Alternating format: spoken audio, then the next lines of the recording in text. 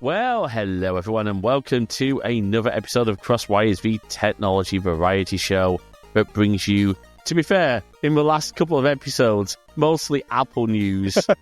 We do have other content available, and we've got some really great stuff in the pipeline. We've got some stuff on 3D printing. We've got some stuff on artwork and developing a game as a developer, which is really cool. And we've even got our wonderful friend Sonata has taken us through a whole... I'm not going to call it an episode. I'm going to call it a... audio experience. An audio experience through the music of gaming. It's actually really cool, and he helped me see some things I didn't know about. And it's like, you don't think about that before. Like, it's quite impressive, and I got to say, I'm very excited to get to that episode. And maybe you mentioned it, and maybe I was zoned out, but we have one with our friend Donnie, who is doing... I did just mention that one. That is okay. So, look, folks, here we go. We are back, the Dream Team, for your Apple events. Now, I just realized the only downside is Apple Intelligence could have told me could have summarized what you just said, and it failed me. So it doesn't get British accents yet. Well, we don't even get Apple Intelligence, and that's actually something we're going to talk about. We don't get Apple Intelligence until December. I already have it. Oh, well, then save it for later in the show. Okay. All right. So I think Jay's very excited because there's a lot of good stuff going on in Jay's life at the moment, and ours actually all together. So let me introduce the panel because that's really important. But I was going to say, this wasn't really an Apple event. It was a series of Apple announcements over a couple of days, and then maybe a bonus one if we press release as well, which we'll see. But let me introduce my fantastic, of course, my fantastic, beautiful co-host and fiance, Jay. How you doing, Jay? I am doing good. I'm just visiting with my MagSafe pop socket. Are you sponsored by MagSafe? Is Apple giving you a MagSafe sponsorship? I'm using a MagSafe camera now, so I'm using... I've got a MagSafe stand. My car has MagSafe. It's MagSafe is so much nicer. I hope you bought your mum a MagSafe card wallet because you used her card for everything. No, it was my money. No, that's fine. It's all good. I'm winding you up. Right. Yeah, you know how to do that. And at least I can hear you on better internet because we got up to we have to this internet to a gig. Yeah, but you're still not a gig down. I know. Up. You're only, was it 40? At least everyone has told me that they don't want me to be as down as I was before. So now I'm only down like 45 megabits per second. That'd be your upstream, darling. Oh yeah, you're right. Right. Okay. Anyway, anyway, someone's meds are working well today. Anyway, Alex, how are you doing? Doing all right, thank you. Yeah, pretty good. Of course, Alex Lowe from the Interface, our go-to guru for Apple events and Apple announcements, and of course anything networking. I think was it like 2 hours on Friday night? Me and you were just chatting about networking and yeah, pretty much advice. Well, and I think that my Unify access point above me is actually it's saying Alex Lowe UI chat. Alex Lowe UI chat. If Alex has managed to get access points to promote his podcast, that'd be a whole new level of marketing. That'd be awesome. Yeah. There you go. Oh, no, there you go, Alex. I've got an merch idea for you and for UI chat. The shells for the U6. I like that. Yeah, you can make custom branded. Yeah, that'd be awesome. Do you know what? Could you? I mean, because they've got do they still do shells for the U6? I think they do, don't they? The covers. I think so. Yeah. I think so. 3D print. Okay, where you can 3D print some stuff. Yeah, big idea. Ooh, like it. All right, anyway. Let's talk about sort of a key thing here. Do we say 3 new pieces of Apple hardware, 3 updates? How do you want to describe this? I think the first one is it was about the Apple Intelligence launch, so stuff to existing hardware and devices. Yeah, there's an update to exist. There was 1 brand new device and 2 in the car world facelifts. So spec bumps. That is true. And it wasn't really a new product. It was a redesign of it was a new generation of a product. That's true. But we were talking, I think it was the other night, but I'm sure it might have been, but we were talking about how a lot of the Mac sites, a lot of tech journalists saying, actually, we really like this. One device on one day, one device the next day. It's like, we're going to start a week of, announcements. Yeah. It's the Apple Holy Week. It's good. So one of the guys, I can't remember his name from Mac Room, he mentioned, I think on Tuesday, that to get written content out, it makes life a lot easier because you just got one thing to write about. For people in America, it's in the morning. So you write about it in the morning, and then you've got the whole entire day to sort of discover all the weird stuff that's happened, like the extra bits and pieces, the bonus things with the hardware. So I think you compare that to writing about WWDC or an iPhone event, it is chaos, especially if you're on our time zone. It's like 6 p.m. And then I remember back in the day when I used to write about Apple stuff more than I do now. I just get RSI after about 3 hours of just doing stuff. So yeah, that is a really good point. And it does mean it's also easier to, right from a production point of view of a podcast, when I'm doing my show notes, I can actually link to individual announcement videos as well. Oh, yeah. And we're on YouTube, which is really nice. So what we've done on YouTube is we've done the announcement, and then we've done like the product trailer as well. Oh, the ad, yeah. Yeah, the ad, which is really nice. So, the first thing I want to talk about with all these products is something that I think is long past due. Every new Mac that you can buy right now starts at least 16 gigabytes of RAM. That is true. It's good. Like you mentioned the other day, that even the M2 MacBook Air, which isn't even the current version, has been spec bumped, which I wouldn't have expected. And what's quite nice about this, it isn't just a RAM boost, it's a graphics boost as well because of how unified memory works. So you get a lot of benefits, and that probably has a tie into Apple Intelligence. I'm not sure if that uses a GPU for processing. I'm not really sure, but you get a benefit. Yeah, it's about time. So.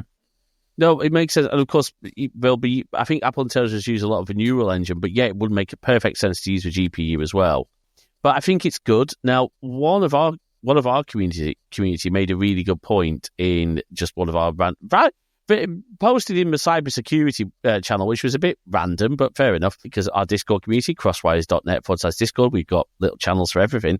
They're saying, I was really tempted by one of the new Mac Minis, which we'll come to, but the storage still starts at 256 gig, and Apple storage prices on the upgrades are hefty. I think the difference is, with that, it's not just a SATA SSD or an NVMe, it's soldered onto the motherboard, so they probably have to, as a bill, it's not excusable, but like there's probably some reason why those chips are probably quite high-end. I don't know. Yeah, that's a very valid point, actually. Jay, what your M1, because you're still on an M1 Mini at this point, right? What did you go with SSD-wise when you bought that? I went with an actually, I think 256, or trying to look at what I have on my info. So I went 512 on this one. What about you, Alex, on your? Because you've got two M machines, haven't you? I think. The M1 iMac I've got, I think 1 terabyte was the base of the iMac. I'm not sure though. No. Okay. No, it can't. No, can't have been. No, I went for 1 terabyte because. Right. Okay, 512 on this one. Okay, so and I think that would. I'm going to be honest. That for me would have been something I would have liked Apple to have done. 512 as a baseline. Think in this day and age. Yeah, well, no. Depends. Okay, take it this way. What about a lot of the things being cloud service? A lot of people are in the cloud nowadays, and a lot of things are in the cloud. And there is a use case where people don't have to put everything on their device. Now, applications are huge, but cloud based. So I've got two Macs. I use both of them very differently. My iMac is a video production machine. I work all day on that and all the various stuff. So it's full of video files I'm about to edit and offload and stuff. But my MacBook is more of I treat it like a Chromebook. It's more of a remote machine, and it's got nothing on it really. It's got iCloud Drive information that gets synced and deleted whenever. But I went for I think I went for a terabyte on it anyway to be safe. But there's like 80 gigs on it, so I use that very much like a cloud person would. Gotcha. No, that makes sense. I think maybe I'm just storage conscious because we fill up quite a lot of storage with assets for streams and stuff like that. Oh, really? Yeah, you'd be amazed how much stuff actually. Well, I think it's just because we've got quite a lot of it, isn't it, Jay? We've got quite a lot of graphics files for the streams. I actually had to move them into under my SSD because it was taking up too much space on my main hard drive. Oh, okay, that's interesting. But let's talk then about because we talked about SSD. You both make a really good point. 256 gig, if you're treating it like a browser computer. I mean, we've got a client, I think, did we only get them a 256 I think gig? We did because honestly, they don't use that much on that computer. That is very true. But having said that, it has been a long time since they increased the base, because when I ordered my first MacBook, it was the 11-inch 2015. The base on that was 128, and I went up to 256, and 512 was the top. So It's been a long time since they've increased the base storage.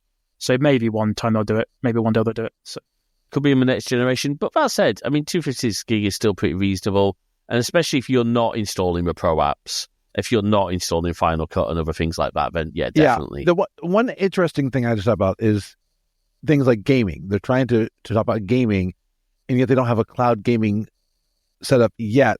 So installing all those games would take up a lot of space on the 256, unless, what if one of the Macs that they go the Apple TV route of automatically archiving things you don't use? That would be interesting. But I think at that point, and actually to combat that, when you think about how tiny external SSDs over USB-C and Thunderbolt 4, Thunderbolt 5, as we'll come to, actually, not really, probably you can get a really cheap USB-C, which I mean is 5 or 10 gigabits, just depending on the flavour you get. You can get an enclosure for an NVMe SSD for about £20, maybe $30. Speaking of USB-C, they've unveiled some new USB-C accessories. The one I'm still very disappointed on, Apple, you either like bottoms or you keep bringing out the Magic Mouse with the charging on the bottom of it. It's like you have to then, Oh, okay. Can I say one thing to that? On the Magic Mouse, okay, where else would you put the charging port? Because it's so thin, you'd have to either put it so this is not a Magic Mouse, of course, but let's pretend this is. Okay, Alex has a Magic Mouse. Alex has a Magic Mouse. Okay, there we go. So on the side, even to the QVC sort of style stuff, like there we go. Yeah. This is yours, but we're calling 1855 crosswires. 1855. Okay, so that's obviously on the bottom. It would be in. Where would you put it? On the side? Maybe the side, or there's been a lot of arguments about this on Twitter last week. But didn't you say it doesn't bother you? I think we mentioned this before on the podcast, but when it tells me it's dead, when it tells me it needs charging, that will last you about another day. Yeah. So I just plug it in when I'm finished for the day, and I've never run out. And it lasts months. To be fair.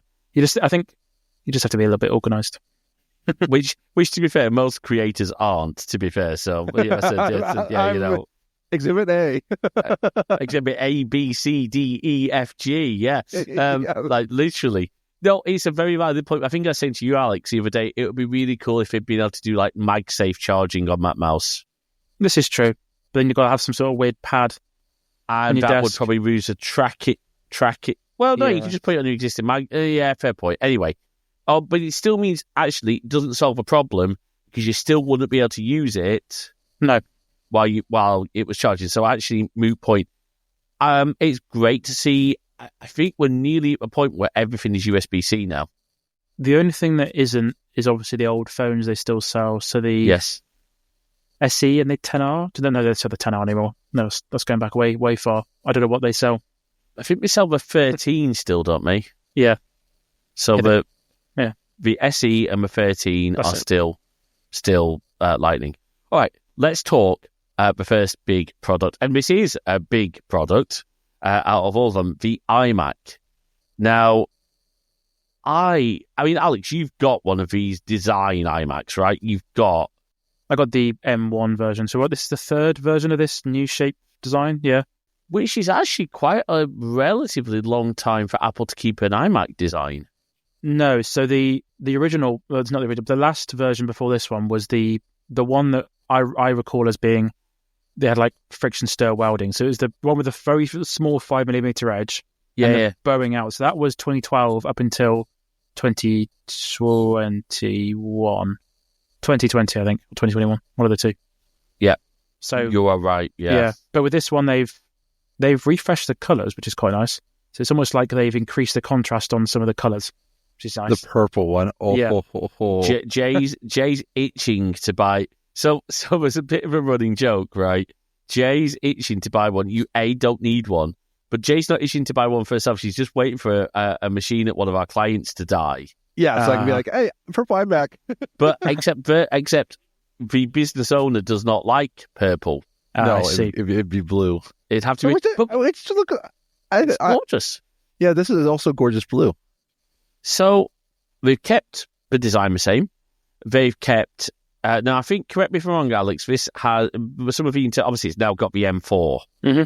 So starting at 16 gig, it's got a improved 12 megapixel center stage camera. So they bumped the camera up on the iMac. And I think, it's not gone to Thunderbolt 5, has it? It's just Thunderbolt 4 on the iMac. It's pretty much the same, to be honest. It seems like it's just the M4 chip. There was some addition that you can run 3 displays at the same time. There was some including the main one. I think so, yeah. But the thing that really makes me like the iMac is I haven't found an affordable display that looks as good as that.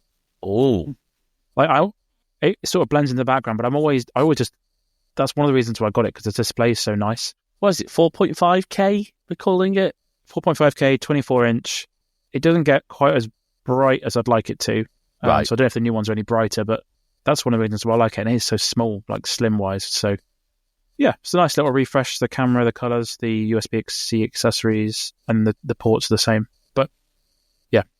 And we noticed that on the previous gens, some of the colours were only available in the upper configs. I couldn't tell you what colours were only available in those configs, but the very base one without Ethernet, it was only some 4 colours or something along those lines. So I don't think it was. I can't remember, but I think it was very limited in the colour choices.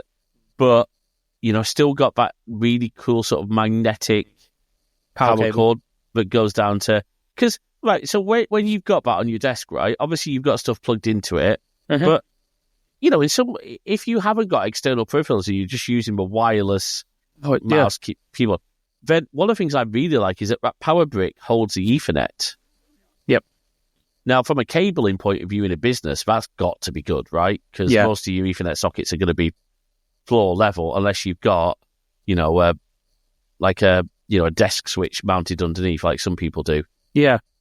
So it makes things easier for me because my iMac's right up against the wall here, and then if I need to change Ethernet cables out, which I do quite a lot for testing, I just have to get into the desk and plug it in.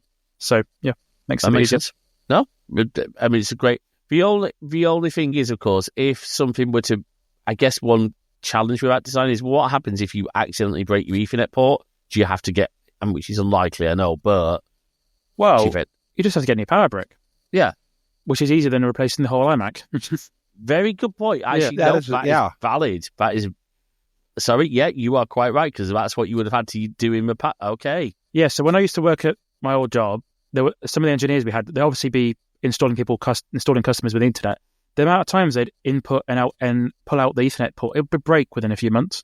Wow. Just use USB adapters for it instead. So it's not a very robust interface, really. So no, and it's so easy. I've got cables stuck in adapters, and it's not like when you think how old registered Jack 45 is, Anyway, so it's a great computer. They gave a really good example of where its use case is. Family computer. Yes. I'm not sure how common that is anymore, but it's a nice idea. Yeah, that's a good point. I don't think maybe for younger families. Yeah. But also certainly, maybe, a couple in a small apartment. I mean, Jay and I are probably going to end up sharing at least one computer. Yeah. Yeah. And I like, now it's going to have to be purple. You want the purple, don't you? You want the purple. You want the purple. I will say I like how it harkens back to the original iMacs. because it really makes me it brings back that feel. Because the white and aluminum ones were okay, but I like that these make it feel much more fun. They have that, because I was watching a video by our friend Sean from Action Retro about how the original G3 iMacs, the inner sort of support frame is like crumbling. But looking at those, I'm like, because remember the advertisement there was hello, right? Mm-hmm. Well, did anyone else notice all through every single event they started it off with hello again? Hello. Oh yeah. Is it me you're looking for? Yes. You had me at hello. Which that was going to be the title for this episode. I think just hello is simpler. We missed out one thing though. Oh yeah. The iMac new one has a option of a nano texture display. Oh yes. So this is what was started off, if I remember correctly, the nano texture started off on the Pro Display XDR. Yeah, I think so. Yeah. And then moved down the line. But it's basically a very fancy term, and I know it's more complicated for a matte screen, isn't it? You can get it on the iPad Pro, you can get it on some of the stuff we'll talk about in a minute, but the iMac, it's interesting because it's a consumer device, but more than a Pro one. But as I said, I use my M1 one for video editing, so it's fine. Well, I was going to challenge you ever so slightly on that, because you're right, I know. but with the Apple Silicon factor, they're very powerful now. Photo studios, right? Bank of those on a desk for photographers. They are a great device. Yeah. But obviously that adds more to the cost. What is it? So and it's still I think it's still $12.99 for the base iMac now, isn't it? Is this US pricing? US pricing. Yeah. It starts at $12.99 with 16 gigabytes of unified memory. Which is, again, everything's cyber. What's the UK price? Can someone just double check with you? I'm relying on Alex to do that rather than I've got VPN. I've got it open. So it says $12.99. Oh, okay. Yes, it's always the same because of VAT. We end up paying more actually. As we happens. do, even with VAT, we do pay a little bit more. Yeah, it's a little bit frustrating, but hey, it's okay. So with the M1 version, it maxed out at 16. I think it maxes out at 32 now. It does, yeah, which is good because there are some times where I get near 16 gigs of memory and I've got a lot of video projects open, lots of tabs, Slack, all the various things. So, yeah. There's your problem. You're running Slack. I mean, Slack by itself. Electron, yeah. It's quite a heavy app. Oh, anything Electron is incredibly heavy, unfortunately. It's Electron. Boogie Woogie RAM gone. Oh. Hey, but speaking of something that is not heavy and is actually incredibly small. Oh, nice segue. The Mac Mini has actually just got minier. Is that a word? Minier? Yeah. Yeah. I'll let you have it. You'll let me have mini. Okay. So, 5-inch by 5-inch. How tall is it? It's 2-inch tall, I think, now. So it's got a little bit taller. How much big has an Apple TV, it looks like? There's the photo is like in someone's hand. Like it just... Yes. It's just balanced in someone's palm, which is just incredible. It is tiny. Yeah. I think someone did a size comparison. Hard to find it, but... I sent it to you, actually. You did, didn't you? Yeah. Yes. It's like iMessage. It's like an overlay of all the different things stacked on top of each other. Yes, that's right. Let me have a look. Did you notice in the announcement video that the very first start of it was like a mini model village? So everything, all the drone shots are all miniaturized. Like mini cars, mini people, everything. Yeah. Oh, yeah. That's clever.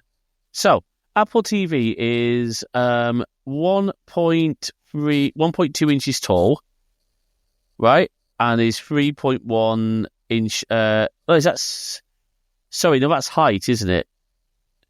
That's height. Sorry, that's height. Right, that makes sense. Sorry, my bad. So that's 1.2 inches tall. The new Mac Mini is 2 inches. It is only 5-inch square, which is really cool. So it's only a little bit bigger.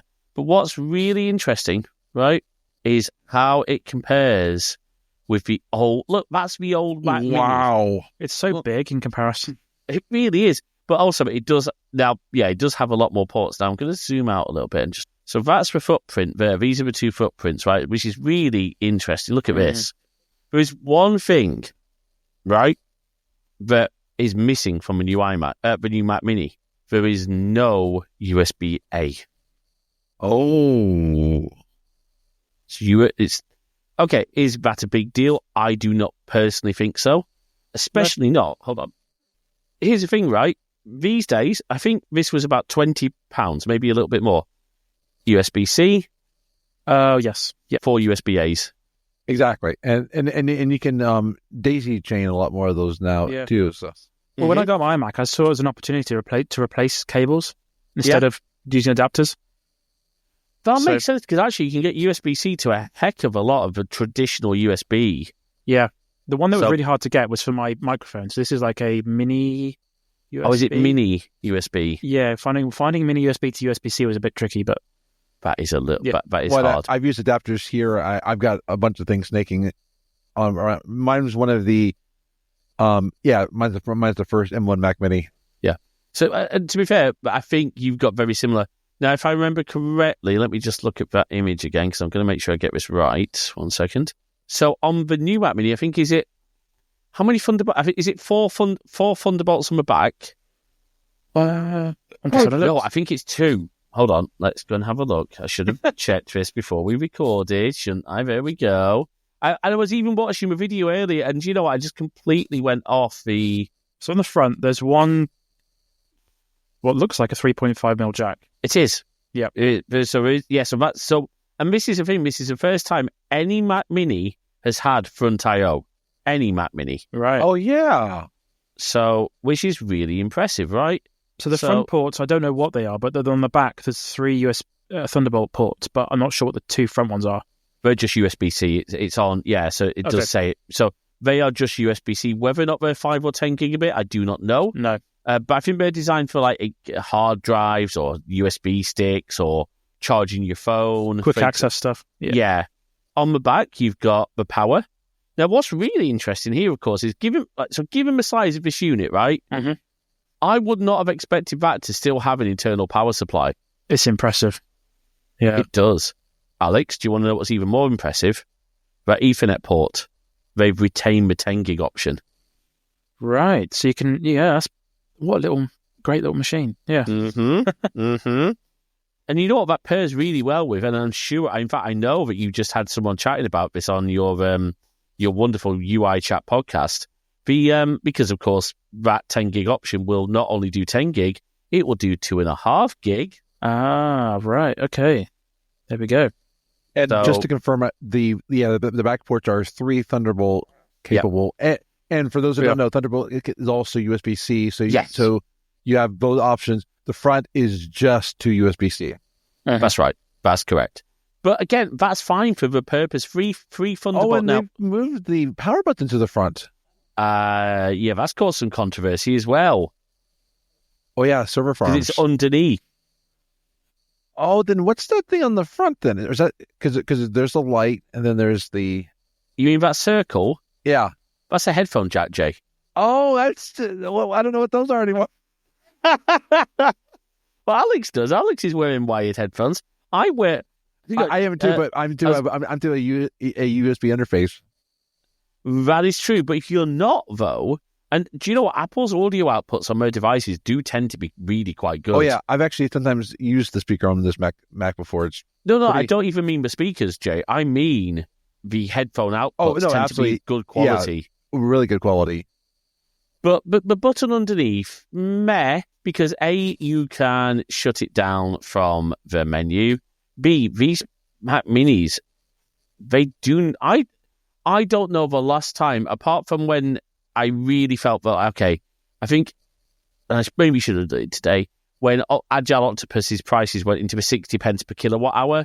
But then I realised, well, even then, it's actually not that bad because it's for a whole kilowatt of usage for a whole hour. It's not... Yeah, they're very, very efficient. Even if you compare it to the ones from 2010, the amount of power these things use now is so little. Yeah. Now, the one thing that, of course, this redesign changes is that none of the existing Mac Mini underdesk or Visa mount things for the Mac Mini will work. Yeah. Anymore. So hopefully we'll see some new ones.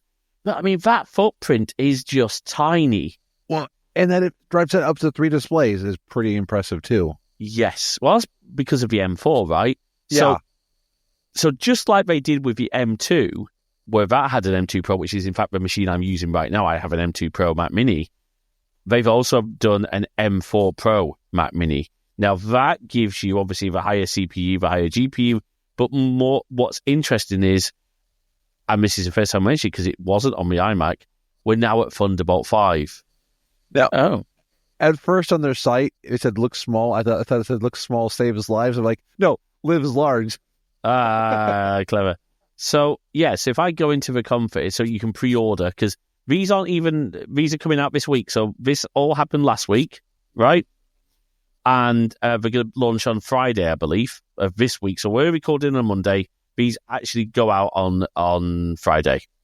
So the M4 Pro, you get Thunderbolt 5. Now, Thunderbolt 5, by default, it's 80 gigabits a second transfer speed, right? But I believe it can do something where it does something where for a short period or for one device, it can do 120 gigabit a second transfer speeds. Yeah, that's incredible. Now, when you're talking that sort of transfer speeds and you get the right combination of SSD and enclosure, that's some seriously rapid external storage you've got going on. Couple that with a nice 10 gig interface into your UNAS Pro from Ubiquiti, which of course, along with the Flex Mini 2.5 gigabit, you can hear all about on UI Chat.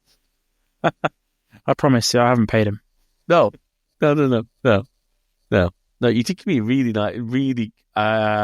a really good journey in a vehicle that I'm not actually allowed to talk about on this particular podcast. Yeah. It wasn't you know what, screw it. It was a Genesis G80. No, it wasn't G70, sorry. It was a G80. Was it G80? Yeah. I got it. Okay. Beautiful, beautiful car. But that's all I'm going to say. That's all I'm going to say. Because I'm not going to say more. Hopefully that's not going to be the case so much longer. We'll see. Anyway. So, base model, right? Base model Mac Mini. US pricing. Alex, could you pull the UK? Because I think it's going to be the same, isn't it? It's always going to be... It's $5.99, which is actually really reasonable. At that spec. So, look, this has got a 10-core CPU, 10-core GPU, 16 gig of unified memory, and 256 gig SSD, which is really cool. Now, they also mentioned something. These are their first carbon neutral Macs. Which is really good.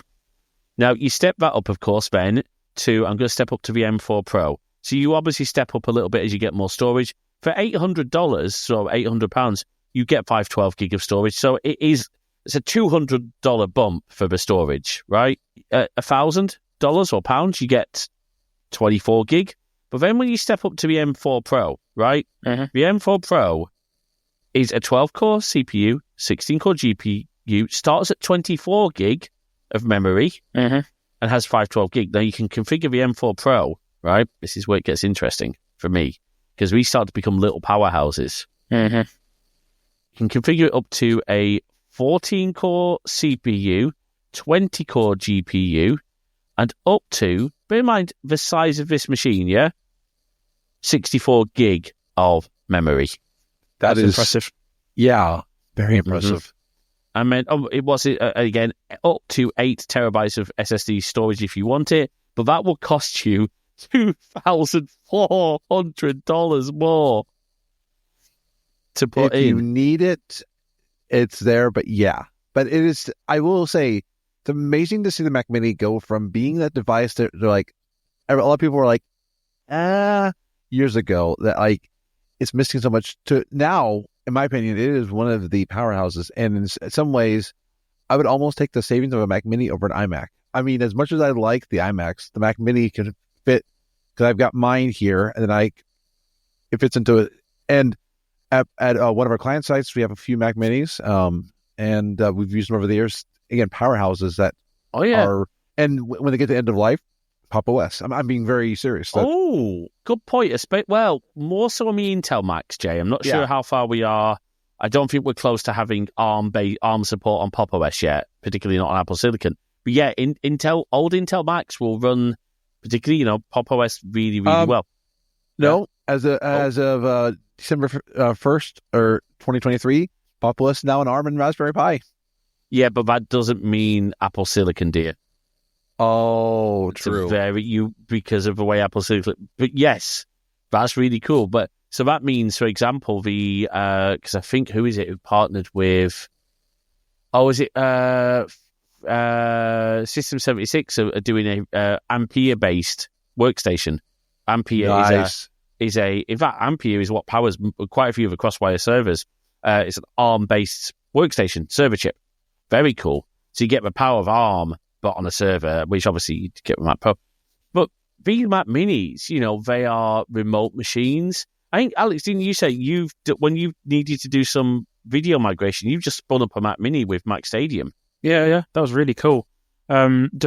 So my internet isn't fast enough to download like hundreds of gigabytes of footage. Just to literally just download from Google Drive and push across to YouTube. It was perfect. I did notice though after a while that I do wonder if I was upload stuff to YouTube, it was topping out about 50 megs. Oh, After a little while, I wondered if YouTube had sort of caught wind of like spam protection, because the first few it did it full speed, and then the last few it took hours. yeah, it could be an anti-spam thing. It could, because obviously Google might recognize the Mac Stadium block of IPs. Yeah, That's what I was thinking. Point. Yeah, but oh well. I think these are wonderful machines at Yep. those price points. They made a good point, like enterprises. I mean, look, education. I think I might be wrong. They do an education discount, they do. Yeah, which brings the Mac Mini base Mac Mini down to just $500. yeah, it's very good, isn't it? But Alex made a really good point earlier that yes, it's a great price. So to answer Jay's question, if you were to take the Mac Mini over an iMac, could you actually get as good a display for a price difference? I really don't know. But even if you weren't doing it as good of a display, you're at least doing because like the part of it is I wouldn't want to pay for. I don't need the biggest display. I just need and like my monitors I have are good. Yeah, sure. Okay, actually, fair point, because if you've already got, say for example, you are switching from a Windows PC, Yeah. but actually you've already got monitors, right? Yep. Yeah. You've already got the stuff you need. Because that was the original tagline, wasn't it, of the iMac? Bring your own keyboard, display, and mouse. The Mac Mini. Yeah, it The was. Mac Mini. Yeah. Did I say the iMac? Sorry. Yeah. Oops. Yeah. The original Mac Mini was literally targeted at Windows switchers. Yeah, because you just literally unplug your tower and plug this in, and job done. So It did make me smile when in the video they compared it to the best-selling PC in the price point, and like that thing is huge. yeah. But what's also interesting is it feels more like a literal mini version of a Mac Studio now. Well, it's like one of those NUC PCs, and those are traditionally really not very good specs. And No. if you do want good specs, you've got to pay a lot. They'll never be what this is. No. So No. And then on top of that, you've got obviously macOS itself. Mhm. But yeah, and we're going to come back to that because obviously there's something they've been talking about quite a bit with all of them. There's been the headline. There's been like it almost feels like a copy-paste segment between all three announcements with the same presenter. I've got to think, by the way, we filmed that all in one shot because all in one day. We'll come back to a filming of it because it again looked beautiful. They then updated the MacBook Pros. I mean, effectively, it's just exactly what we've done with the iMac. They've shoved the new chips into the MacBook Pros. Except, did anyone catch something they mentioned on the M4 MacBook Pro? I didn't see that. No. They've added. So on the original base model M3 MacBook Pro 14-inch, it wasn't available in the space black. Oh, okay. Yeah, I did notice that.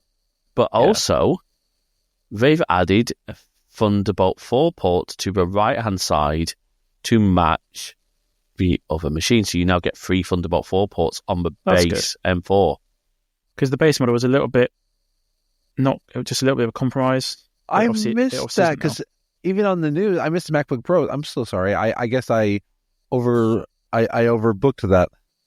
That's terrible. Yeah, the base model MacBook Pro, I think, is for people who wanted a bigger screen, wanted a better I/O, and maybe didn't want to worry about the MacBook thermal throttling, which I think is reasonable. Yeah. Then of course we get now again that starts at 16 gig, and then we get the new M4 Pro and M4 Max models. I mean, really, these chips are insane. Let me just pull up Apple's site on this, because when I was watching this again today, and like, in a laptop, are you kidding me? I mean, I don't know for YouTube, but do you remember when laptops used to be like just any laptop, not just Apple's laptops, but any laptop just used to be woefully inadequate compared with a desktop? Yeah, well, and like the 14 and 16-inch sizes start at 2000 or 1999 and 24.99, and if you add, and as they said, if you max out the latter one and add nanotexture, it'll cost up to $4,249. Okay. The M4, the base M4, by the way, starts at was it $1,599? So that's not the Pro version. That's not the Pro or Max. But let's take, because for me, I think 14-inch. I'm trying to. I mean, I like the size of a 16-inch, but also it's harder to carry. So the M4 Pro 14-inch, right, is a 12-core CPU. Now, what's really interesting there is the tech specs do say how many efficiency cores, but the M4 Pro and Max have more performance cores than efficiency cores, whereas the M4 is 6 efficiency cores, 4 performance cores, if I remember correctly. The top end config on an M4 Max, right? I'm going to go all the way to the top end, because as Jay just slyly dropped in there, you can get I don't think you get nanotexture on the previous gen, could you? No, this is new as well. Right. Yeah. Which is really cool. It's really good. A maxed out 16-inch Max, $7,349. Okay. But let's talk tech specs for a while, because so the nanotexture is only £150 more. It's actually not that bad on the base level. Sorry, excuse me. On when you upgrade to an M4 Max, that also takes you up to 48 gig. So when you upgrade to the 16-core CPU, 40-core GPU on an M4 Max, you go up to 48 gig. These machines can now take 128 gig of unified memory. Wow. And again, 8 terabytes. On a laptop, that's just insane, isn't it? It's ridiculous. You're carrying that around with you. And on the Max, you can go between 1 terabyte to 8 terabytes of storage. I think that's actually the case. I'm going to double check on my iMac, but I think actually that's now Apple's sort of stock SSD configuration now, Jay. I think that's the range is like 256 all the way up to 8 terabytes. But I'm just going to double check, but I'm not wrong on that, because I don't want to make a fool of myself, because I make a fool of myself on a lot of other stuff. No comment. Oh, no, okay. I will. I stand corrected. The iMac can only go up to 2 terabytes of storage. Really? Which is interesting. On the base model? I'm just double checking. Because the better models, they can go up to 8. Oh, you are right. Yeah, the 10 cut. Yeah, no, thank you. You are quite right. The high end, the one with the 20. I'm just going to double check. Yeah. No. I'm looking at the UK store. The iMacs, I'm on the M4, 10-core CPU, 10-core GPU, which seems to be the only option. Yep. That can only go up to 2 terabytes.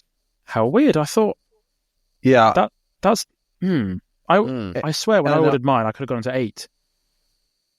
And on Mac Minis, you can only go up to 2 on... Except if you do the Max. Max can go up to... Do you mean the Pro on the Mac Mini?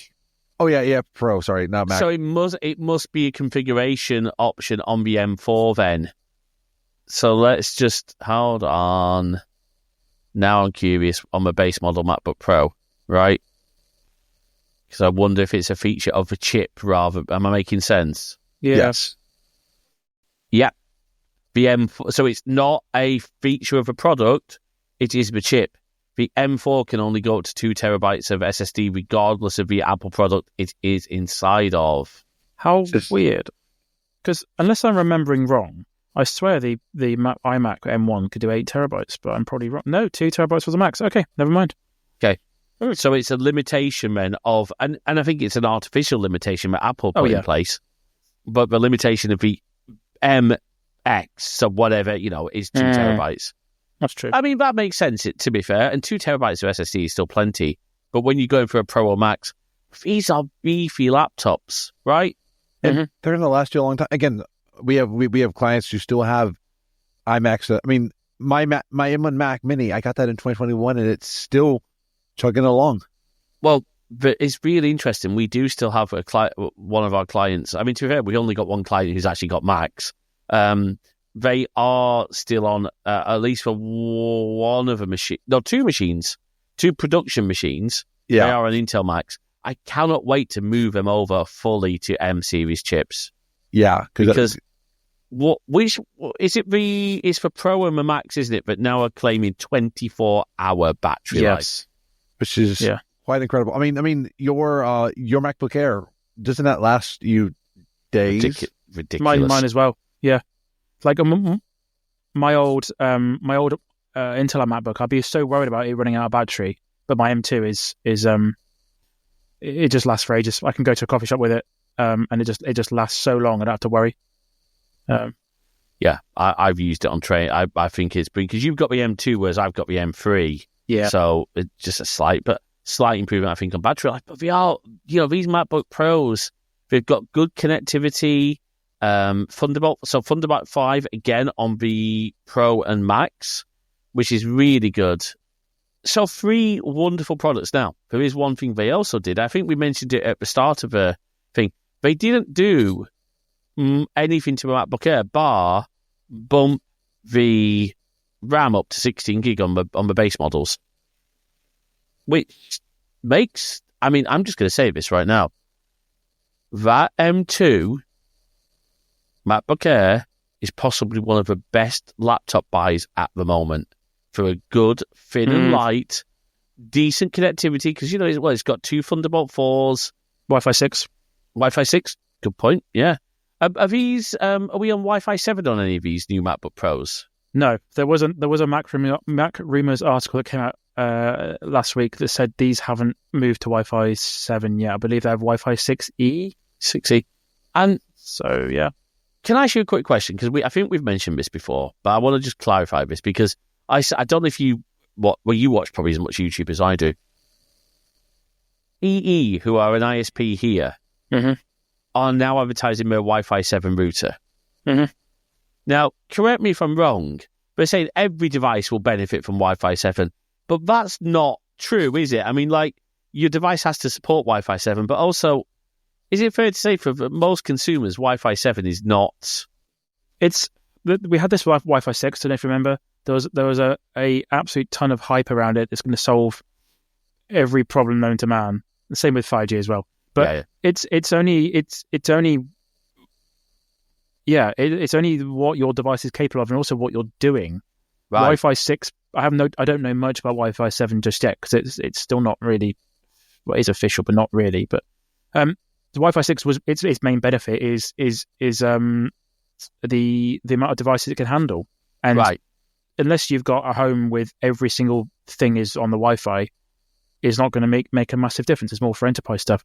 Wi-Fi 7 has MLO, which is you can do upload on 5 gigahertz and download on 6 gigahertz depending on the noise. We're getting to some really sort of in the weed stuff here with this stuff now. It's not going to make a huge difference. I think what EE are doing is just marketing.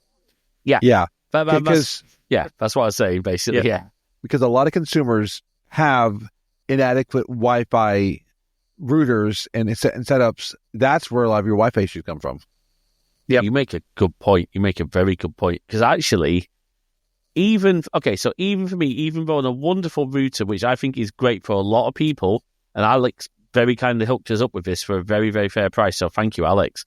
The Unified Dream Router, right? It caps at 700 megabits. Yeah. And now, I've got gigabit fiber, so actually, I've just upgraded, waiting for it to arrive, to the Unified Cloud Gateway Ultra. I've had to do a few other changes. Go on, Jay. And we're running a unified Dream Machine here because we wanted to, because my parents have a big house and we wanted to get them a good system that also had Protect, and it's impressive what that can do. I mean, again, well, can I say something? I think if the Unified Cloud Gateway Max had come out at the time we were buying your, so this is not UI chat. This is just random. But the point I'm making is, like, it doesn't necessarily matter that these are not Wi-Fi 7. Okay? Exactly, because again, Wi-Fi 7. I mean, no. The reason why Eero is doing it because marketing. They want to show, and it's like, no, you're probably running off of an ISP router, and that's what's causing most of your issues. There might also be another reason why. So Macroom has also reported at the same time that Apple are working on their own Wi-Fi 7 chips. Oh. So they might be waiting for that because historically they've used Intel modems for 5G, but also, I don't know what, Qualcomm maybe? I don't know who makes Wi-Fi chips, but the fact they're doing their own work makes me think that they're going to have something cool coming. But yeah. Yes, because I know they're already working on that. What if, okay, this is going to be Apple rumor theory time. Go on. What if they're coming out with a dual cellular and Wi-Fi chip that can reduce the use of your the battery use by combining them in the same thing? How cool would that be? That you could either do cellular or Wi-Fi. I've just had a thought on that, because we know how. Okay, if they do that and they have a cellular chip and a Wi-Fi chip combined, what's to stop them putting that into Macs? I know. Could we see the first combined Wi-Fi plus cellular? Honestly, we could, and it would be a huge selling. And then add it into Apple Satellite. What? Okay. I'm sorry. No. Why would you need Apple Satellite on what a if Mac? your internet goes down and you need to contact somebody? With the way that they already do the iPhone satellite emergency satellite. Yeah, but I mean, that is already a thing, I think, with T-Mobile and SpaceX, I believe. Oh, really? Okay. I think Starlink. Yeah. So it's again, we're in the rumor territory. I'm just going all out. You really are. However, I was actually with Alex yesterday. We went to go and see some cars, just old cars. It was great fun. But the cell signal there on EE was it was dire. Rubbish. Yeah, dire. It was worse than E, right? It's nothing. There was nothing. Well, you had signal because of that fancy SIM thing you've got, which is really cool. So quickly, I got to test the demo of the satellite connectivity. Yeah. But Alex, what's it called, Alex? This is not a promo. I have asked the co-founders to be on the podcast, but they weren't interested. That's a shame. But anyway, it says £5 a month at the moment in the UK, and what that gets you is roaming between all four networks: so Vodafone, O2, EE, and 3. Kind of like Google Project Fi in a way. Oh, really? Because Project Fi goes between different networks. Oh, I didn't know that. That's cool. But what this is they've ditched Vodafone for now, but they will come back to it because they're having technical issues. But it gives you unlimited data in the entire world, I think bar a few countries, one or two countries, but with access to essential apps, they class it as. So Google Maps, Apple Maps, iMessage, Signal, all the EV charging apps, WhatsApp as well, and I want to say some banking apps as well, like Monzo and stuff like that, and Wise. So, and I said to you, like, if you're traveling in Europe, you're not sort of sat doom scrolling using the internet. You're sort of getting to where you're going, and you can use the proper internet when you get to the hotel.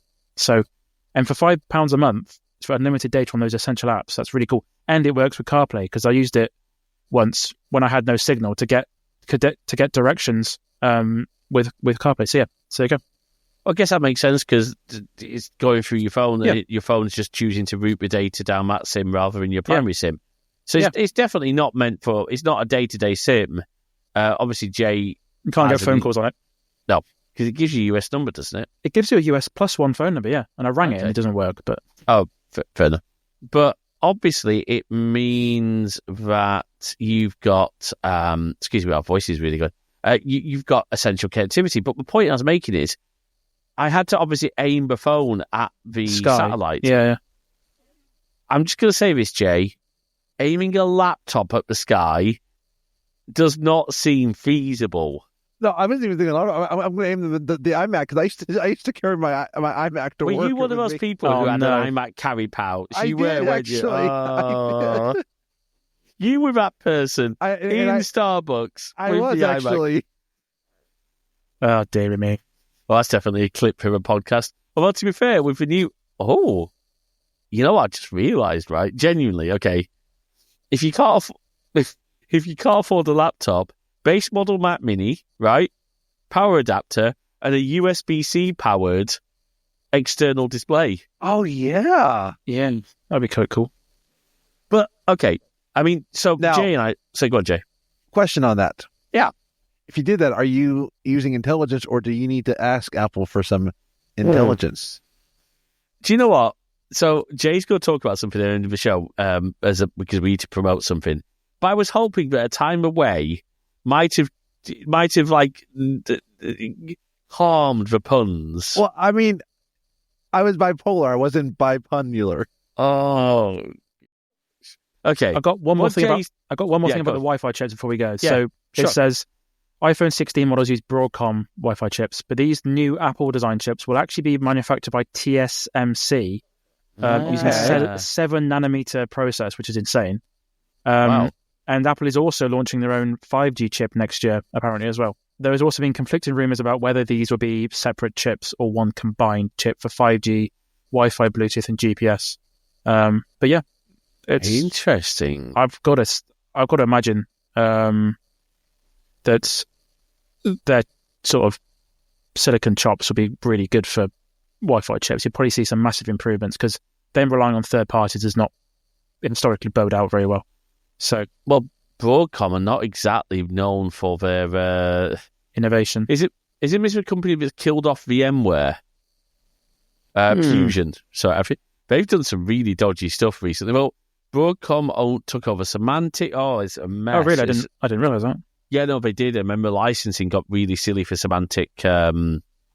Symantec antivirus, which I mean, we use Sentinel-1 because we get it, but Bitdefender on Malwarebytes. Anyway, so what Jay was trying to say with her wonderful punning was Apple Intelligence, because that's been the running theme throughout all three announcements, is these are built for Apple Intelligence. Now, out of the three of us, I think Jay's the only one who's actually been able to really try it, unless you've tried it by switching your language, Alex, but I haven't. I didn't really fancy doing that, just because it might break certain family sharing stuff. We've got a very complicated family sharing setup here, so and I've already had enough problems with the HomePods not recognizing who I am over the past few months, so and vice versa. So I didn't really particularly want to mess with it. But yeah, how have you found it, Jay?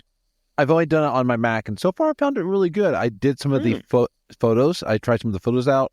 I did try some of the proofreading, and it seems to be nice. I also like some of the priority, and I'm still trying to figure out how do you tell it like what's not prior. I'm still learning like in Mail how that. But it was interesting. One notification it was like James said this, and it was the summary. Summaries, yeah. It has a lot of teething room. I want to try Image Playground and Genmoji when it comes out. Unfortunately, because my only M device right now is my Mac, my iPhone and iPad don't have it. But I like it. The only thing I hate is I'm back on US language and not UK language. Well, okay. So why are you using UK English? Because it's the proper way, and so I can train myself. Yeah. Well, yes, but she's American. But I'm going to be marrying somebody from the UK, so. But okay, Jay, as you well know, until we get quite a lot bit more money, that does not make you a British citizen. I know, but I can act like I'm from Bridgerton, you know.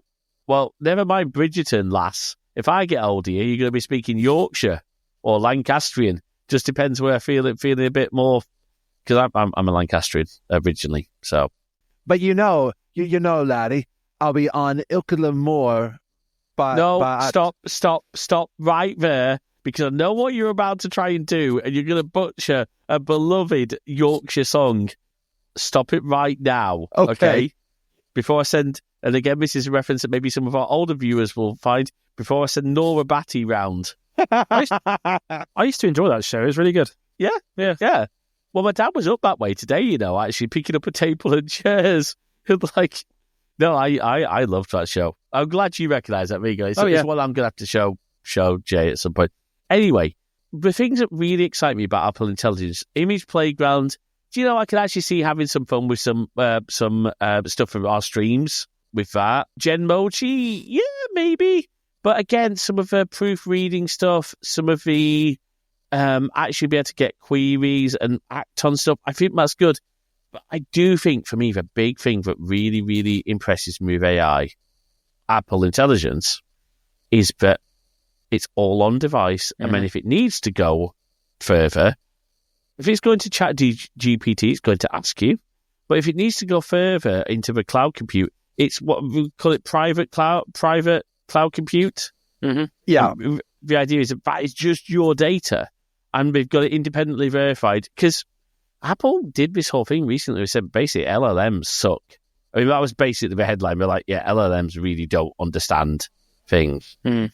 And I mean, you and I still have we are trying to decide like we do use AI in certain parts of our business, but we're very careful because we try to be careful where it's used and what it's using, because AI itself is, as we said, is not bad. It's where they get the data from. It's how it's used. That there's a lot of questions, and I recommend our episodes with Professor Catherine Flick on that. Mm. And yeah, like I said, I'm very impressed with it. It wasn't some of the Apple Intelligence on the photos made it look like. Do you remember the old thing that used to happen on Instagram where like somebody was trying to remove excess weight on themselves, and you saw that the walkway that they're on. Oh yeah. A few like of bad the Photoshop things. jobs. Yeah, a few that look that way, but some of them are actually really amazing. Like I made one of you and me look like there was nobody else around. It was actually kind of cool. I did a little bit of that, and I think it very much depends on what's left in the image. If it's a busy image, you're going to struggle. But yeah. It is, because the photo stuff we can do now. Yeah, Alex, so that's available to us on Photos already. Oh, the clean-up stuff is, anyway. I didn't realise that. Oh, actually, phone recording is available as well. Have you noticed? Yeah. Yes. In the top left-hand corner, there's a little wavy thing. And I got left a voicemail from a sales company today, and it actually read it out in real time. Or like I got a read out, not in real time, but like a notification afterwards, but it was in text. I don't know if that's new. But what's cool is voicemail transcription. Yeah, that's kind of cool. Yeah. And what's cool is when you do the note recording, it saves it into notes with the transcript. Again, there's a lot of things Apple's trying to do. They're trying to really not go too far down into the territory that's concerning with AI. Yeah. I want to see real world cases of like where it can fix stuff, because there's still a lot of things I'm hearing from here and there, but I'm intrigued. I don't know how much I'm gonna want it to do a lot of stuff for me, but I'm very intrigued by it. I think it's going to have some benefits. Interestingly, on the call recording thing, because yes, I did see that, and we've tried it out. It does a good job of transcript, but it does also play into the call. This call is being recorded. This call is no longer being recorded. Okay, that's because of consent. Now, the general consensus is where you need two-party consent, implied consent because you've been advised is enough. So, like, for example, because you've chosen to continue. So, like, for example, when you go through to a call center, calls may be recorded for quality or training purposes. That you, by choosing to continue with that call, you're consenting. And I think that's what Apple have gone for, to try and make it simple. Mm-hmm. Because I don't know what Unified Talk is, to bring it back. Unified Talk now has had call recording for quite a while, but that's got AI transcription now, I think. It has, and I am working on a video about Unified Talk for a UK specific setup, so I will find out. But I don't really know. I'd imagine they will have it because I think California is quite a quite a privacy state. I'm not really sure, but they've got some rules in there that I'd imagine they probably had to do it. So, yeah. Well, they give you a legal, but I was watching one of Cody's videos when it came out, they give you a legal blurb. Oh. But you can also put in a message that says call you, because Unify Talk's really flexible for how the phone stuff works. So Apple Intelligence, me and Alex, I think we are going to end up probably doing some videos on, at least I am, on Apple Intelligence in the UK when it hits in December. Nice. I don't know exactly when it hits, but it might hit when Jay's here, because Jay's here in December, which would be really cool. I think it's early December, because I think iOS 18.2 is coming out in the first week of December, I believe. Oh, perfect. Then, in fact, it will be literally the week that Jay arrives, so we can actually play with it a little bit and try. I will say that the biggest thing that I want to see, how much of this is woo woo and like what, and one interesting thing that I noticed, my iPhone shows the reduced interruptions focus. I don't know if that's just a thing they're adding, or if that's just because it's focus mode to sync. Well, I'd imagine that's maybe not as much Apple Intelligence. That's maybe, but that's good. I need to check them out. It only showed up because my iPhone is not one of the ones that's going to be on the Apple Intelligence. But I've tried it, and so far I haven't noticed anything different. Right, from Do Not Disturb. So it could just be that it's synced, but that's an interesting point. Yeah. But there was another thing that sort of happened, which wasn't really a product announcement per se, although I think it could lead to one, or very much Apple promoting something. Apple have acquired Pixelmator. Oh, yes. Now, that's 3 apps that they've acquired there. Pixelmator, Pixelmator Pro, and Photomator. Now, why have they done that? Why? Okay, so, look, I mean, let's start. Alex, I know you use Pixelmator Pro. I own the app. I haven't used it that often. Oh, I know why you bought it, because I think you bought it for the same reason that I did. Yeah. Right? To take image files into Apple Motion, which Pixelmator Pro can do. Yep. What I love about Pixelmator Pro in particular is it's got a lot of machine learning stuff. I resampled a lot of old photos of my grandparents using their ML Super Resolution. Right, and it actually increases the resolution, does it? Yeah, it's really quite nice. I realised I have to actually say the words, yeah. I was nodding, hang on a second, this is an audio show as well. But yes, it does, and it clarified things. It made them usable for print. Huh, that's pretty good. And I imagine they seem like one of those app developers which takes Apple's sort of documentation quite seriously and doesn't sort of ignore it a little bit. And I like developers who do that. It seems like they've harnessed a lot of the features that Apple have added to the OSs, so that's good. I think you're right. I think you're exactly right. And I hope they continue it. I think, was it yesterday we were talking about, could this be the new, could they remake it into Aperture? I'm like, well, no, because Aperture was very much a Lightroom competitor. Yeah, so I never used it. I just heard good things about it. Well, I miss it because it was far more powerful than Photos is, because Lightroom is very much all about your photo management, and because Photoshop has become much more about creating new stuff rather than necessarily touching up. Go on. So Pixelmator 3.4, which came out almost on the 15th, has photo calling with CULLING with flags, star ratings, and advanced filtering. So they have a way to manage your photos. So it's starting to look like some types of the Lightroom and Aperture features. Not to the same extent, but I could see that being a big thing. I just hope that does not go dark sky, because while I love the Apple acquired dark sky for Apple Weather, it has not been the same as dark sky, and we actually use Mercury to try that. Well, you do. I just use Apple Weather. But like I hope we don't lose Pixelmator, because it is part of our workflow. Like, I know that there's a lot of stuff going on in the space because TikTok owns CapCut. We use Mojo. No. I mean, we also use Mojo. Yeah. And we also then Canva owns Affinity. So there's a lot of stuff going on right now in the shakeup to try to dethrone Adobe. That's a good point. That's a very good point, actually, because Adobe We're pushing Adobe Express right now. I'm sorry, I am just not an Adobe. I mean, look, Alex, you're a Final Cut user. Yeah, we are. I used to be in a Adobe user, but the prices just kept going up and up and up and up. And like for the fact that for what you get with Final Cut, I did a Final Cut video recently, and it was so much better doing it in Final Cut versus in Premiere. And I hate that because I used to be a huge Premiere Pro advocate. I mean, look, my first video editing, my first video editing package was Pinnacle Studio. There you go. Then I moved to Premiere Elements, and then I moved to the Mac and moved to Final Cut Express when that was still a thing. Wait, I just realized, does Windows Movie Maker count or no? I think Pinnacle Studio. I think no one. Well, I don't know. Well, I found out Tech Moan, the YouTuber.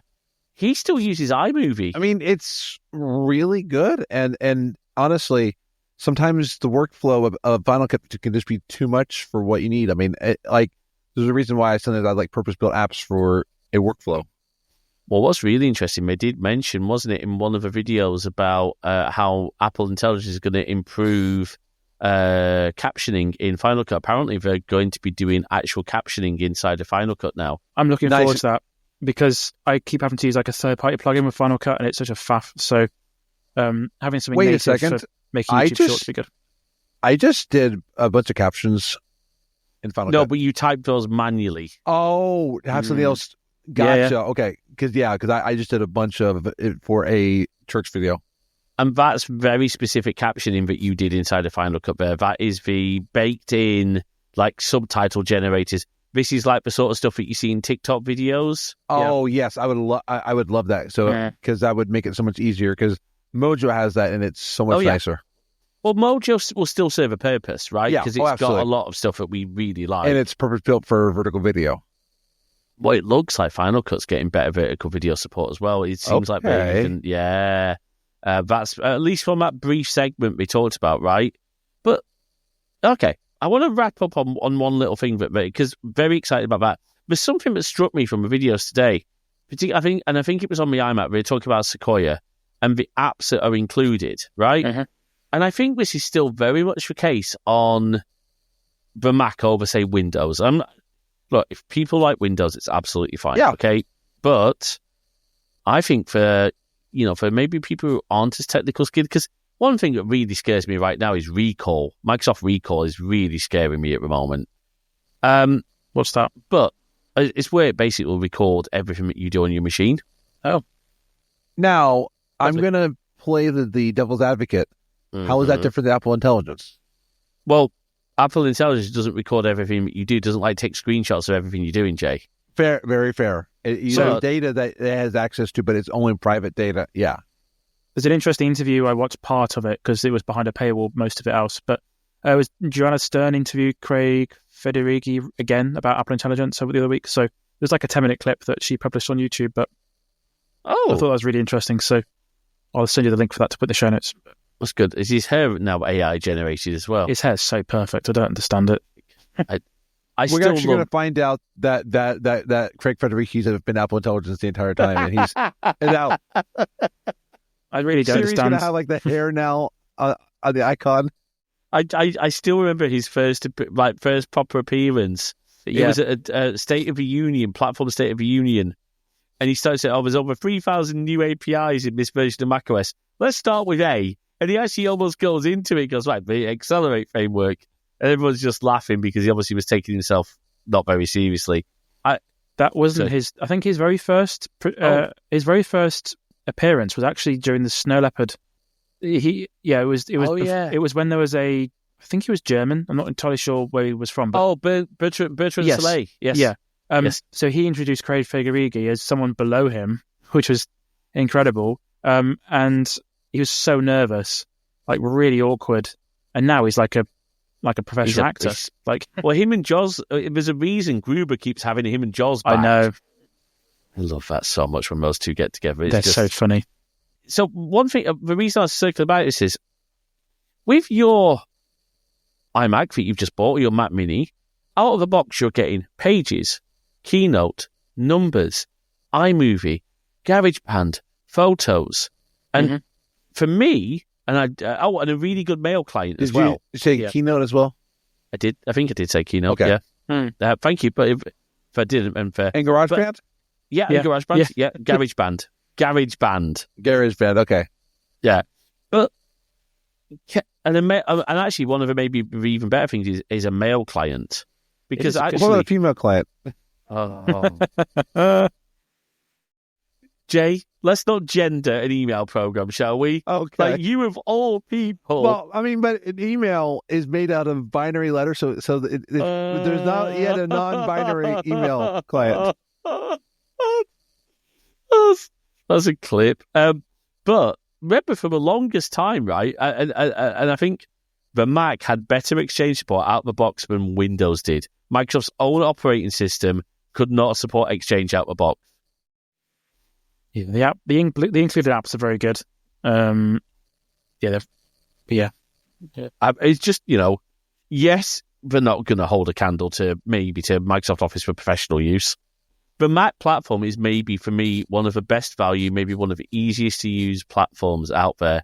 Yes, the hardware is... Look, let's just be honest. Apple don't do cheap laptops. No. But do you want a cheap laptop? I mean, look at the garbage, and I mean garbage, the plastic garbage that HP and Dell and, all the other makers. The only one that I don't think is garbage is Lenovo, because I've got a ThinkPad, and that thing is a beast. You're right, except you're talking in the business line of laptops. Good point. I'm talking of all the... Yes, for business, I mean, for most of them, like Dell's XPS range is really nice. But when you're talking the cheaper I'm going to call them the plastic laptops, I think for the money that you would end up having to spend in a couple of years to replace it because it's cracked, it's failed, your better value is one of the M2 MacBooks. But even then, let's be honest, a refurbed M1 MacBook Air is still a fantastic machine right now. Well, and not to like tangent, but just the benefits of the ecosystem. For instance, the universal control between iPad and Mac. In fact, I can access my iPhone through my Mac. Continuity camera. I've upgraded to using continuity camera, and I didn't even realize that continuity camera does leveling. And I've even been noticing it's when I'm looking at my monitor, because my MagSafe, I've got a little MagSafe thing for the top of my monitor. It's making my eyes look like I'm actually looking at the camera, even though I'm looking down. Because I hadn't even thought about that, actually. Yeah, because it has to be on your monitor or like right by it, and it makes it. They do some. They do something. It's part of Citrus Sage, but they do some stuff with the camera, make it look like you're looking at the. I remember them talking about that. Yeah, it is part of that's really clever. Because you're using continuity camera right now, aren't you, Alex? I think all three of us are, aren't we? Yeah, we are. Yeah. Well, Jay is because so that I mean, look, it is brilliant because it's brilliant, but that transitions into something that we need to talk to you about, folks, because you might have noticed that we disappeared from the internet for one of us did. I was still around. It's a bit, so I'm just going to issue a little bit of a content warning. We are not that it's a bad thing. But just for those who may want to skip this bit, if it depends your mindset, we're going to talk a little bit about mental health because Jay, you probably want to share something with everyone a little bit. So, I wanted to take my life, and I sought professional help over it because it got really bad, and it's just so hard to talk about. But I had to seek professional help, and I was in inpatient services for a while, and I'm currently now going through outpatient. For right now, we are doing a huge push to raise money for a mental health charity called To Write Love on Our Arms. They're an organization that raises awareness as well as provides a hotline and also provides funding for treatment programs. So 2 pushes. If you're out there and you are wondering if you're struggling and you need help, our Twitch channels are there, our Discord's there for you to hang out, but also crosswires.net/hotlines will get you to a hotline in your country, and it'll find one that's local to you. Please seek help, because I'm glad I did, because otherwise I would not be here today, and it was that bad. And the other thing is, we are raising money to Right Love on Our Arms. We're trying to we will raise $1,000. Yep. If you go to crosswires.net/charity, the money goes directly to the organization. We are just using Twitch's charity program to facilitate pass it on. Yeah, exactly. So that way the money goes directly to them. But yeah, crosswires.net/charity. Even if it's just $1, $5, anything that if you're in a position to give, you can literally save lives. You can save lives like mine, because people who donated to the organizations that I reached out to saved my life. And again, crosswires.net/charity, even just $1 can save a life. Thank you for letting me have the space to share. Absolutely. And I mean, I can say I've obviously struggled with mental health. Alex, I don't know how much you feel comfortable with, but I think is it fair to say everyone at some point has struggled? Yeah.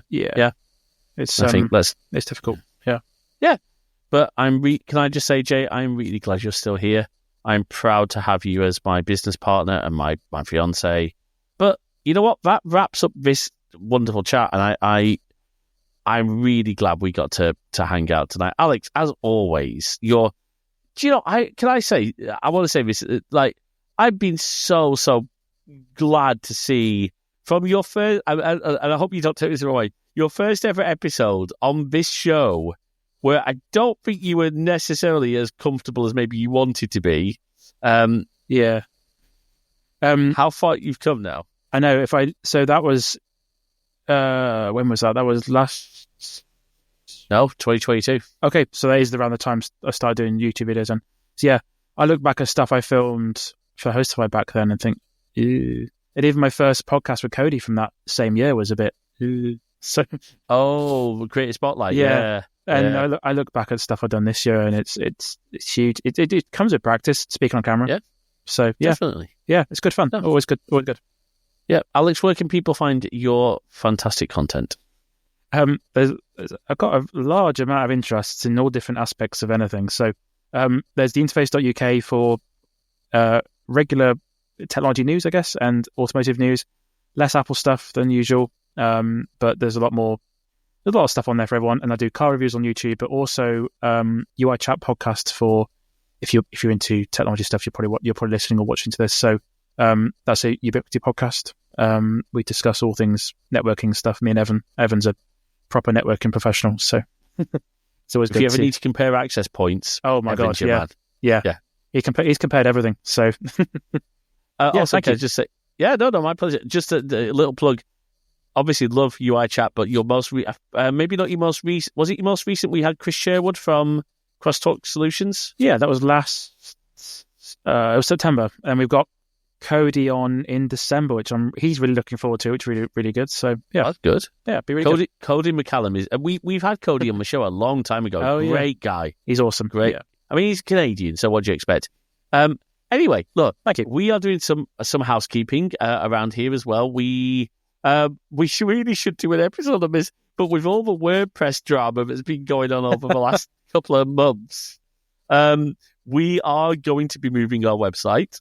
So don't panic. We'll make sure everything is handled properly. We've got Jay's been making sure that our old links will work. She's literally, I think in December, she's going to twist my arm around my back until I actually set up a server to make this possible. But we are going to be moving. But podcast episodes, you can always find them now at podcast.crosswires.net, which is powered by Castos. Until next time, we will roll that outro. Thanks for listening to this episode of Crosswires. We hope you've enjoyed our discussion, and we'd love to hear your thoughts. So please drop us a note over to podcast@crosswires.net. Why not come and join our Discord community over at crosswires.net/Discord. We've got lots of text channels, we've even got voice channels, and we've got forum posts for every episode that we put out there. If you're on Mastodon, you can also follow us either by heading over to wires.social or just follow crossed@wires.social. If you'd like to check out more of our content, head on over to crossedwires.net/YouTube for all our videos, and keep an eye on our Twitch channel at crossedwires.net/live for our upcoming streams. If you like what you heard, please do drop a review in your podcast directory of choice. It really does help spread the word about the show. And of course, if you can spare even the smallest amount of financial support, we'd be incredibly grateful. And you can support us at ko-fi.com/crossedwires. That is ko-fi.com/crossedwires. Until next time, thanks for listening.